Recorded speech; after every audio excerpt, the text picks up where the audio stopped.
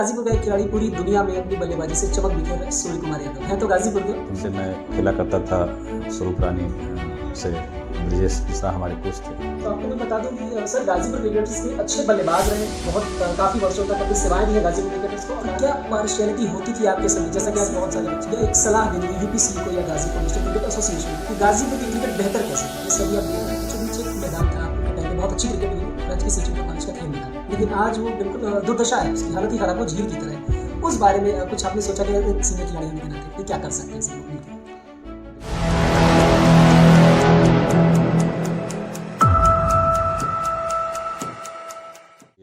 प्रणाम, मैं संजीव अरुण कुमार एक बार फिर से हाजिर हूँ आपकी अपनी सीरीज़ लेकर, जिसका नाम है दास्तान क्रिकेट।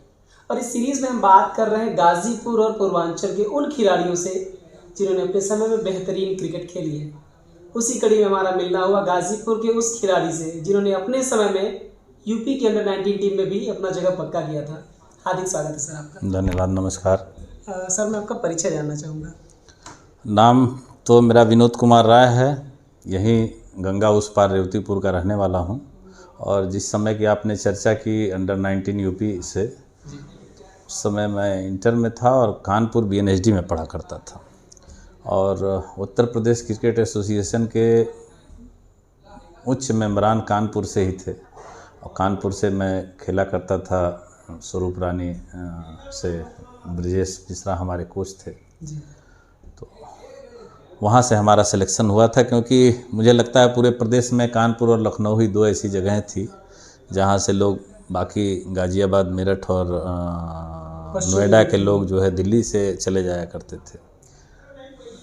तो इसीलिए मैं वहाँ अंडर 19 खेला, क्योंकि बेसिकली मैं कानपुर उस समय रहा करता था। पढ़ाई वहीं से कर रहे थे। जी हाँ। तो आपको मैं बता दूं कि सर गाजीपुर क्रिकेटर्स के अच्छे बल्लेबाज रहे, बहुत काफ़ी वर्षों तक अपनी सेवाएं दी हैं गाजीपुर क्रिकेटर्स को और गाजीपुर को। उसी सिलसिले में मिलना हुआ। मैं आपसे ये जानना चाहूँगा कि आपके समय चयन का पैमाना क्या था गाजीपुर में, जब डिस्ट्रिक्ट की टीमें बना करती थी? जैसा आज भी है, ट्रायल होते हैं, ट्रायल से सिलेक्शन होता है, वही सिस्टम तो सारा वही था, कोई बदलाव उसमें नहीं है। अलबत्ता मैं ये कहूँगा कि उस समय टीमें ज़्यादा थी, लोकल टूर्नामेंट ज़्यादा हुआ करते थे, एकेडमी नहीं थी उस समय भी गाजीपुर में। आज तो बल्कि आपसे ही चर्चा हुई थोड़ी देर पूर्व, तो आपने बताया कि एक लंका मैदान और एक शाहजहानंद में एकेडमी चल रही है।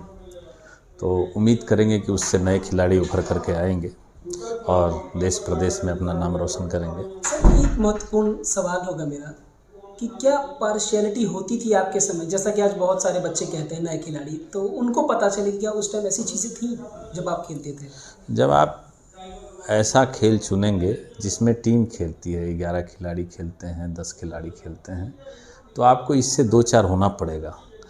आप इंडिविजुअल गेम में जाएंगे तो आप रहेंगे तो आपको कोई नकार नहीं सकता। आप अगर बल्लम फेंक दिए, वर्ल्ड रिकॉर्ड बनाए, तो कौन आपको नकार पाएगा। लेकिन ये क्रिकेट हुआ, फुटबॉल हुआ, हॉकी हुआ, ये ऐसे खेल हैं कि इसमें थोड़ा बहुत पार्शियलिटी की गुंजाइश रहेगी।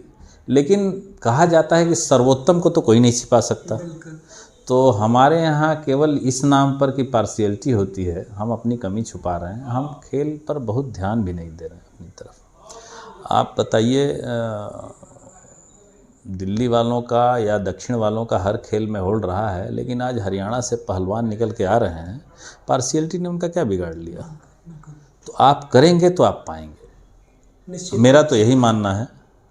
और हम अगर सिस्टम को दोष देते रहें तो इससे कुछ हासिल नहीं होना। निश्चित रूप से बड़ी गंभीर और सही सीख दी है आपने नए खिलाड़ियों को कि मेहनत करते रहिए। हाँ, बस। सर अगर एक सीख देनी हो या एक सलाह देनी हो यूपीसीए को या गाजीपुर डिस्ट्रिक्ट क्रिकेट एसोसिएशन को कि गाजीपुर की क्रिकेट बेहतर कैसे हो, जैसे अभी आप देख रहे हैं कि शायद पहले जैसी क्रिकेट नहीं है, खिलाड़ी तो हैं बट खेल नहीं है, तो अगर कोई एक सलाह देनी हो?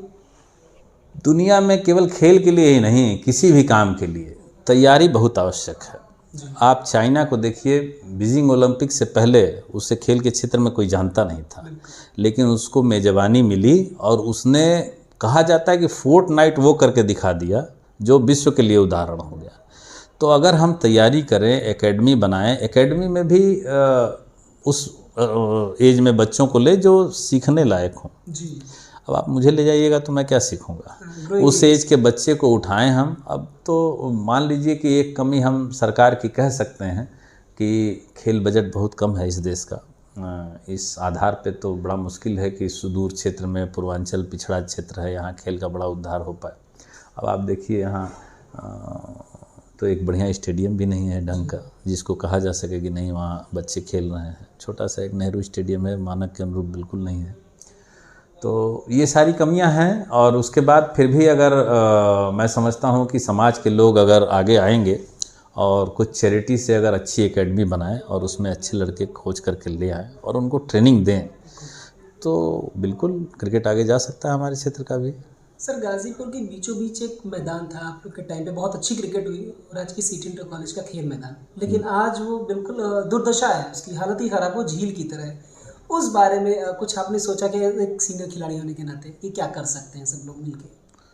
देखिए, अब इन बातों का क्रिकेट से कोई लेना देना नहीं है।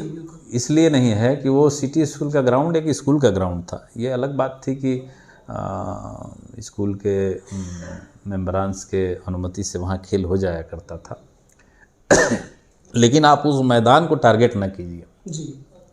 उसके लिए एक अच्छा स्टेडियम, एक अच्छा ग्राउंड हर जनपद में होना नितांत आवश्यक है, जो कि दुर्भाग्य से नहीं है।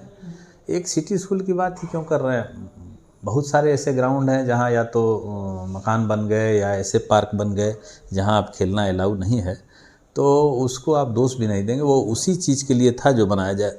अब सिटी स्कूल का ग्राउंड झील बन गया, हो सकता है इसके पीछे कारण हो कि स्कूल को पैसा वैसा ना मिला हो, बाउंड्री ना बना पाए हों, और उधर वाटर लॉगिंग है, पानी ऊपर आ गया हो, तो ये स्कूल का मसला है। इससे क्रिकेट का लेना देना मेरी समझ से नहीं है। क्रिकेट के लिए अच्छा इंफ्रास्ट्रक्चर गाजीपुर में होना नितांत आवश्यक है। ये बड़ी अंदर की बात की आपने, शायद बहुत सारे लोगों को ये नहीं पता होगा, बस दोस्त तो दे ही रहे और लोग हमसे पूछते भी हैं कि जरा आप पूछिएगा। तो ये मेरा सवाल होता है लोगों का। अभी गाजीपुर का एक खिलाड़ी पूरी दुनिया में अपनी बल्लेबाजी से चमक बिखेर रहा है, सूर्य कुमार यादव हैं तो गाजीपुर के, और लोगों ने कहा कि गाजीपुर के हैं तो सूर्य कुमार यादव के लिए हो कि अगर वो गाजीपुर होते तो क्या शायद इंडिया लेवल पे जा पाते? मैं बताया आपको ना कि आप सर्वोत्तम रहेंगे तो आपकी चमक को कोई रोक नहीं पाएगा। No doubt. हाँ, तो अगर वो सर्वोत्तम है, आज वो जो है बल्लेबाजी से पूरी दुनिया में भारत का नाम रोशन कर रहे हैं, तो हम गाजीपुर के ही हैं, वो कहीं से भी जाकर खेलें जी। लेकिन हैं तो गाजीपुर के, पार्शियलिटी होनी होती तो उनके साथ भी होती, लेकिन जो बल्ले से उनके चौवा छक्का निकल रहा है उसको कौन पार्शियलिटी छिपा पाएगी? आप खेल के तो देखो, निश्चय। हाँ, कोई आपको नहीं छिपा पाएगा। क्या सर? हाँ। और ये गौरव का विषय हमारे लिए कि गौरव का विषय है। तो आप थे हमारे साथ आज गाजीपुर के पूर्व खिलाड़ी, वर्तमान में आप यहाँ पर अच्छे व्यवसायी हैं, बड़े व्यवसायी हैं, और श्री उपेंद्र, मैं माफ़ करूँगा नाम सर आपका, विनोद कुमार राय जी हैं हमारे साथ। ढेर सारी सलाह दी, जानकारियाँ दी आपने, हार्दिक आभार सर आपका। बहुत बहुत धन्यवाद और बहुत सारी शुभकामनाएं क्रिकेट के छोटे भाइयों को, वो खेल करके आगे जाएं, यही मेरी शुभकामनाएं। धन्यवाद।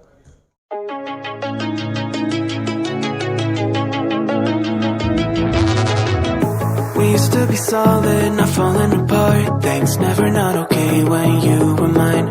You used to be honest, not pulling my heartstrings every other